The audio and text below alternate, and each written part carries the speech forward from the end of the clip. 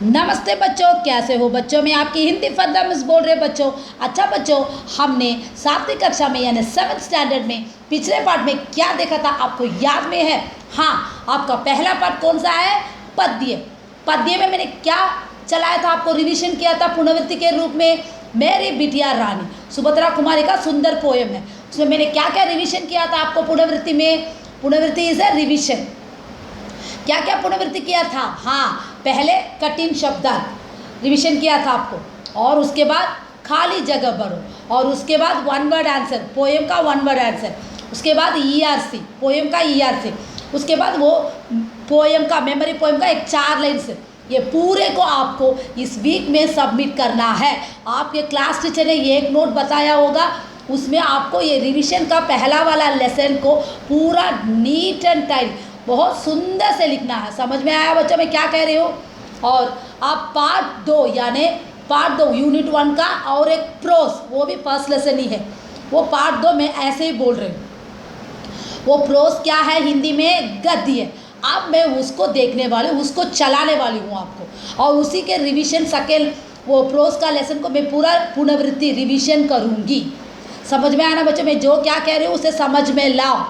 अच्छा है ना बच्चों? हाँ, जो उसमें भी आपको दिया है, कौन सा दिया है, मीनिंग्स दिया होगा, ऑपोजिट दिया होगा, फिल इन द ब्लैंक, सही और गलत या सही मिलान, और एक वाक्य में उत्तर, 5 वाक्य में, ये सारे को मैं आप चलाने वाली हूँ, और उसे अच्छा से एक बार मैं रिवीजन करके छोड़ूंगी।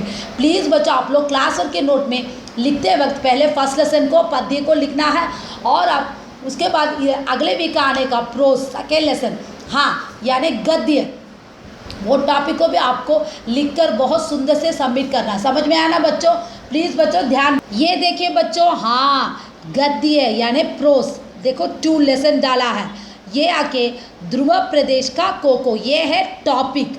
समझ में नहीं? ये मैंने आपको पार्ट पूरा किताब दिखा के चलाया है, आपको कहानी भी याद में रहेगा। प्लीज़ बच्चों ध्यान दीजिए, आपका हैंड राइटिंग ऐसे टॉपिक में लिखना, भाग गद्य 2 डालो, ध्रुव प्रदेश का कोको, ये है टॉपिक। ये देखिए बच्चों, फर्स्ट रोमन लेटर क्या आ रहा है? हिंदी में अर्थ लिखो, आपको लिखना। मैंने 6th स्टैंडर्ड में आपको कैसे लिखकर मीनिंग्स को टॉपिक लिखना है मैं बोल कर दिया है। अब मैं एक बार उसे पढ़ के दिखाती हूँ, उसे रिवीजन करके दिखाती हूँ, याद में रखिए। रिवीजन को हिंदी में क्या है? पुनरावृत्ति, याद में रखो। तिरछी टेढ़ी, तिरछी टेढ़ी, लकीर रेखा, लकीर रेखा, कृत मौसम, कृत मौसम, मुलायम कोमल, मुलायम कोमल, झाड़ा ठंडे दिन, झाड़ा ठंडे दिन, ठोस दृढ़, ठोस दृढ़, औजार हथियार, औजार हथियार, कमान धनुष, कमान धनुष, झुंड दल, झुंड दल, सुराख छेद, सुराख छेद। अब रोमन लेटर 2 ऐसे आपको डाल के लिखना। फर्स्ट रोमन लेटर कैसे 1 by 1 1 2 3 डाल के एक एक करके लिखना है। अब सेकेंड रोमन लेटर देखो, विलोम शब्द लिखिए। मुलायम कठोर, मुलायम कठोर, सर्दी गर्मी, सर्दी गर्मी, युवक बुढ़ापा, युवक बुढ़ापा, भीतर बाहर, भीतर बाहर, मालिक नौकर, मालिक नौकर, प्रसन्न होना अप्रसन्न होना, मैंने नीचे लिखा, ध्यान से लिखिए। अप्रसन्न होना, सफाई गंदगी, सफाई गंदगी। थर्ड रोमन लेटर देखो, खाली जगह भरिए। कोको एस्किमो डैश का एक युवक है, जाति। भीतर आने के लिए डैश तंग होता है, रास्ता। दरवाज़ा हिरन की डैश से बनाया जाता है, खाल। सरदार कुत्ते सबसे लंबी डैश से बांधा जाता है, रस्सी। लोमड़ियाँ इसी लालच में डैश के पीछे लगी रहती है, भालू। कुत्ते सील के रहने के डैश को भी सूंघ कर पहचान लेते हैं, स्थानों। इस प्रकार आपको किताब में कैसे दिया है, first Roman letter, second Roman letter, third, उसी प्रकार आपको डाल के बहुत सुंदर से लिखना है। समझ में आया ना बच्चों? अब फोर्थ रोमन लेटर देखो, सही मिलान कीजिए। कोको का रंग कुछ पीला और भी लगाए जाते हैं, सॉरी बच्चों वो गलत। ये देखिए बच्चा, फोर्थ रोमन लेटर में सही मिलान कीजिए। इसमें आपको 1 2 3 नहीं डालना चाहिए, आपको कोको का रंग कुछ पीला और कद बहुत छोटा होता है। सीधे सीधे आंसर्स को लिखना चाहिए। मैच द फॉलोइंग में 1 2 3 नहीं डालोगे बच्चों, पहले क्वेश्चन लिखे उसके सीधा आंसर लिखोगे। समझ में आया ना बच्चों? टेस्ट में भी आपको ऐसा ही लिखना पड़ेगा। कोको के पिता इग्लू को बर्फ के टुकड़े से बनाते हैं। सीधे सीधे आपको आंसर मैंने जैसे पढ़ा वैसे लिखोगे। कुछ ही देर में बर्फ जमकर खाल को जकड़ लेती है। हाँ, यहाँ पे 3 है। अब 4th और 5th ये देखिए बच्चों, अब जोड़ लगाए मैं 4th में पढ़ने वाली हूँ। पानी की आवश्यकता नहीं पड़ती। जैसे मैं आंसर को सीधे सीधे बोले वैसे आपको नोट में लिखना पड़ेगा।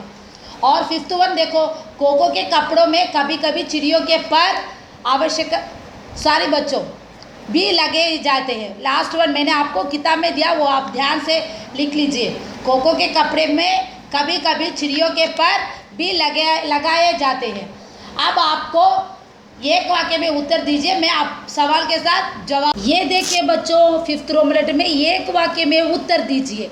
पहला सवाल क्या देखो, कोको कौन है और वह कहाँ रहता है? कोको एस्किमो जाति का एक युवक है। वह हमारे देश से बहुत दूर एक ठंडे और बर्फीले प्रदेश में है जिसे टुड्रो कहते हैं, वहाँ रहता है। हाँ, ये है पहले सवाल का जवाब। आप लोग एक एक रोमन लेटर डाल के बहुत सुंदर लिखना है बच्चों, ध्यान रखिए। सेकेंड देखो, कोको के पिता अपना घर किससे बनाते हैं? कोको के पिता उनके घर को बर्फ़ के टुकड़ों से बनाते हैं। किससे बनाते हैं? बर्फ़ के टुकड़ों से। कोको की माँ किसकी खाल से कोट बनाती है? कोको की माँ हिरन की खाल से कोट बनाती है। कोको की माँ किसकी खाल से कोट बनाती है? कोको की माँ हिरन की खाल से कोट बनाती है। 4th वन देखिए, ध्रुव प्रदेश के लोग किससे मोजे बनाते हैं? ध्रुव प्रदेश के लोग किससे मोजे बनाते हैं? ध्रुव प्रदेश के लोग लोमड़ी और इसका कंटिन्यूशन में देखो बच्चों, 4th का आंसर और एक बार मैं पढ़ती हूँ। ध्रुव प्रदेश के लोग लोमड़ी और खरगोश की खाल से मोजे बनाते हैं। समझ में आया ना बच्चा? 5th क्वेश्चन, ध्रुव प्रदेश के कुत्ते गर्मी में क्या खाते हैं और कहाँ सोते हैं? ध्रुव प्रदेश के कुत्ते जमा किए मोस को खाते हैं। मोस नहीं है, मांस को खाते हैं। वो ऊपर का डॉट रख लो। कुत्ते पिल्ले घर के अंदर सोते हैं। और एक बार मैं पढ़ती हूँ, ध्रुव प्रदेश के कुत्ते जमा किए मांस को खाते हैं। कुत्ते पिल्ले घर के अंदर सोते हैं। और 5 वाक्य में उत्तर 6th रोमन लेटर है। ध्यान से सुनिए बच्चों। ध्रुव प्रदेश के लोगों के घर की बनावट कैसी होती है? ध्रुव प्रदेश के लोगों के घर को इग्लू कहते हैं। वो कैसे बनाया जाता है मैं आप पढ़ती हूँ, देखो। बर्फ़ के टुकड़ों से पहले वे हड्डी को टुकड़ा लेकर मुलायम बर्फ़ पर एक गोला घेरा बनाते हैं।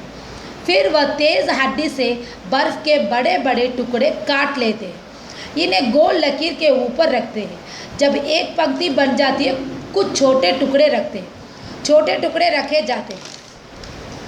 अंत में गोल घेरा बन जाता और हिलने और बर्फ़ के टुकड़े मारने से ये घेरा नहीं गिरता है। यही हम इग्लू का घर बोलते हैं। इसी को ध्रुव प्रदेश के लोग घर बनाते हैं। ये है 5 वाक्य के उत्तर का पहला आंसर। और दूसरा आंसर मैं आप दिखाऊंगी। आप देखिए बच्चों, अब सेकेंड क्वेश्चन है। 5 वाक्य में उत्तर में सेकेंड प्रश्न है, कोको की माँ किस प्रकार दिया बनाती है और उसके पिता उसे कैसे जलाते हैं? फर्स्ट पॉइंट देखो, कोको की माँ मुलायम पत्थर को काटकर नाद की तरह एक बड़ा दिया बना लेती है। कोको की माँ मुलायम पत्थर को काटकर नाद की तरह एक बड़ा दिया बना लेती है। थर्ड पॉइंट देखिए, सेकेंड पॉइंट देखिए बच्चों, इसमें थर्ड पॉइंट है, 2 पॉइंट्स है। कोको की बहन सूखी घास को लपेटकर बत्ती बनाती है। कोको के पिता हवेली की हड्डी को एक पत्थर के बड़े टुकड़े पर जोर जोर से मारते हैं। इसकी चिंगारे से घास की बत्ती जलने लगती है। इसी प्रकार वहाँ के ध्रुव प्रदेश के लोग ऐसे ही दिया जलाते हैं। समझ में आया ना बच्चों? हाँ, ये सब आपको नोट पे बहुत सुंदर लिखना है बच्चों, दिमाग से काम ले। देखिए बच्चों, उसमें मैंने सेकेंड क्वेश्चन के नीचे थर्ड क्वेश्चन है। क्वेश्चन को एक बार पढ़ती हूँ। देखो, कोको के पिता कुत्तों का उपयोग किसके लिए करते हैं? कोको के पिता कुत्तों का उपयोग किसके लिए करते हैं? अब मैं आंसर को पढ़ के दिखाती हूँ। प्रश्न को पढ़ दिया और उत्तर को पढ़ाती हूँ। फर्स्ट पॉइंट देखो, कोको के पिता शिकार करने सूरत वाले कुत्ते बड़े काम आते हैं। शिकार में ये सूरत वाले कुत्ते ही बहुत अच्छा काम आते हैं। कुत्ते चमड़े से बनी रस्सी से स्लेज खींचते हैं। कुत्ते चमड़े से बनी रस्सी से स्लेज खींचते हैं। उस गाड़ी में 15 कुत्ते होते। कितने कुत्ते होते? 15 कुत्ते। कोको के पिता कुत्ते को दाएं और बाएं तरफ होकर गाड़ी खींचते हैं। कोको के पिता कुत्ते को दाएं और बाएं तरफ होकर गाड़ी खींचते हैं। कोको के पिता कुत्ते बहुत अच्छे इस्तेमाल करते हैं। कोको के पिता कुत्ते बहुत अच्छा इस्तेमाल करते हैं। यहाँ पे आपको सेकेंड यानी यूनिट 1 में ये प्रोस का सेकेंड लेसन आपको समाप्त हो रहा बच्चों। प्लीज़ बच्चों, जो नोट आपके क्लास टीचर ने बोला है इस वीक को वो पहला पद्य को लिख के बहुत सुंदर लेकर आकर सबमिट करना है। ये अगले वीक का है, उसको भी आपने नोट में वो अच्छा सा सुंदर लिखकर सबमिट करना है। प्लीज़ बच्चों, मिड टर्म टेस्ट आ रहा है, उसके लिए बहुत अच्छा प्रिपेयर कीजिए, अच्छा सा रिवीजन करके बार बार आपको क्लास बोलते वक्त वो नोट में लिखने के बाद वो रिवीजन नोट में आप लिखेंगे ना, उसे बोल बोल कर लिखिए बच्चों, तभी तो आपको दिल में रहेगा। इस प्रकार प्लीज़ बच्चों ध्यान से पढ़िए, जो मिड टर्म टेस्ट के लिए अवॉइड मत करिए, पूरा पढ़िए, आप लोगों को बहुत अच्छा मार्क मिलेगा। धन्यवाद।